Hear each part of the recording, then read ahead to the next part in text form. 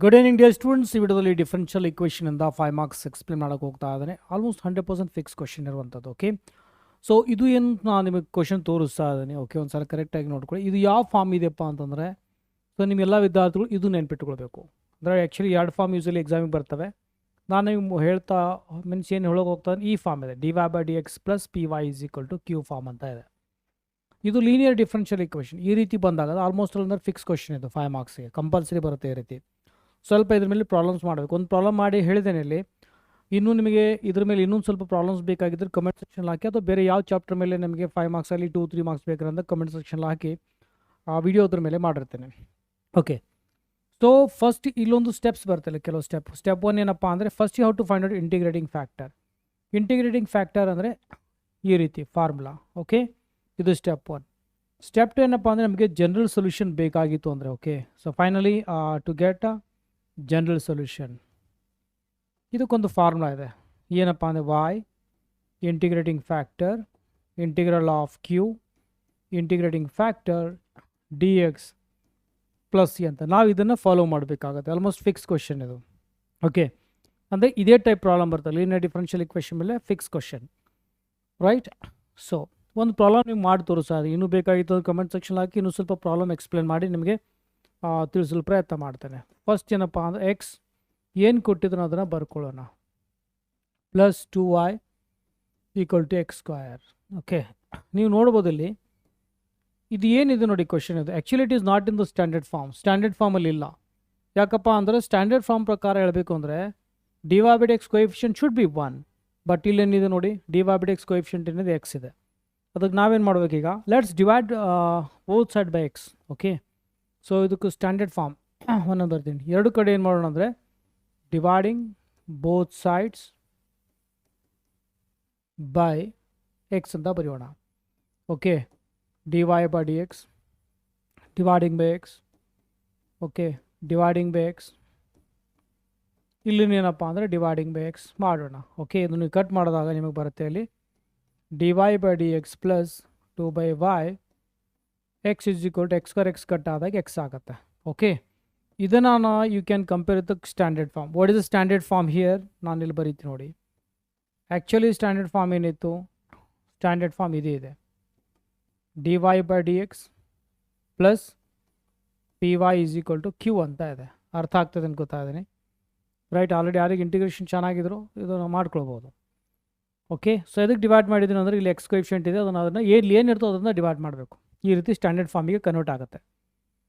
y coefficient ನೋಡಿ P ಇದೆ, ನಮಗೆ ಪಿ ಬೆಲೆ ಬೇಕಿಲ್ಲಿ. ಇಲ್ಲೇನಿದೆ 1 ಮಿನಿಟ್. ಓಕೆ, ಈಗ ಇದು ಕಟ್ ಆಗುತ್ತಿದ್ದು. ಸೊ ಇಲ್ಲೇನು ಉಳಿತು, ಬರೀ dy/dx ಉಳಿಯುತ್ತೆ ಇಲ್ಲಿ.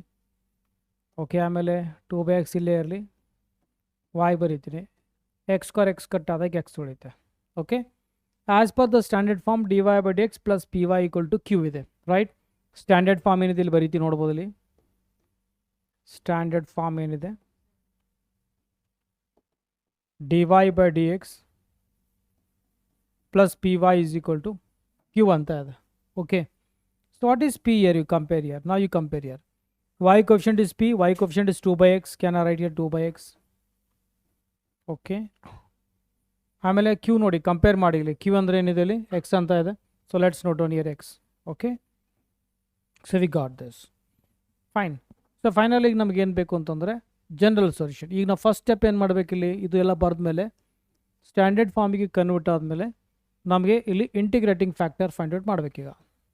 Okay, how to find out integrating factor? This is a formula. Okay, ಈ ಇಂಟಿಗ್ರಲ್ ಪಿ ಏನಿದೆ ಇಲ್ಲಿ 2/x ಅಂತ ಇದೆ.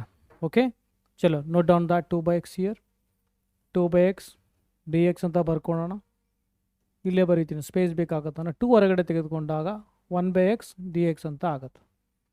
ಓಕೆ, ಸೊ ನಾವು here integrating factor is equal to ಈ ಇಷ್ಟೇ ಇರಲಿ, 2 ಅಲ್ಲೇ ಇರಲಿ. What is integral of 1/x? 1/x integral ಏನಾಗುತ್ತೆ, log x ಅಂತ ಆಗುತ್ತೆ, log x.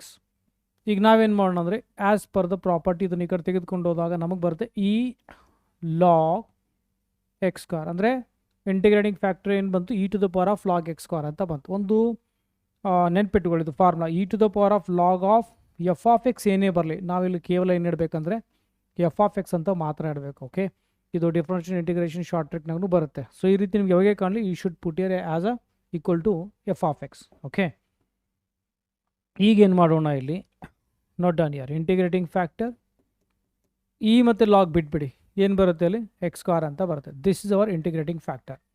ಕಾಮನ್ಲಿ ನೀವು ಸಿ ಟಿನ ನೋಡಿದಾಗ ಇಂಟಿಗ್ರೇಟಿಂಗ್ ಫ್ಯಾಕ್ಟರ್ ಮೇಲೆ ಕ್ವಶನ್ಸ್ ಬರ್ತವೆ, ಇಂಟಿಗ್ರೇಟಿಂಗ್ ಫ್ಯಾಕ್ಟರ್ನ ಫೈಂಡ್ ಔಟ್ ಮಾಡಿ ಅಂತೇಳಿ ಈ ರೀತಿ ನೀವು ಮಾಡಬೇಕು.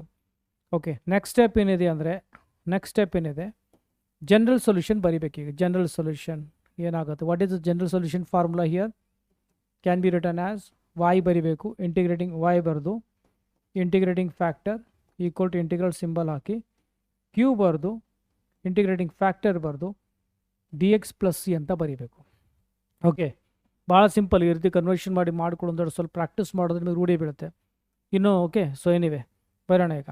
What is integrating factor we got here x square note down equal to what is q here, q ಬೇಕಲ್ಲ ನನಗೆ, ಕ್ಯೂ ಏನಿದೆ ಇಲ್ಲಿ q is x here right. ಈ ಎಕ್ಸ್ನ ಬರೆಯೋಣ.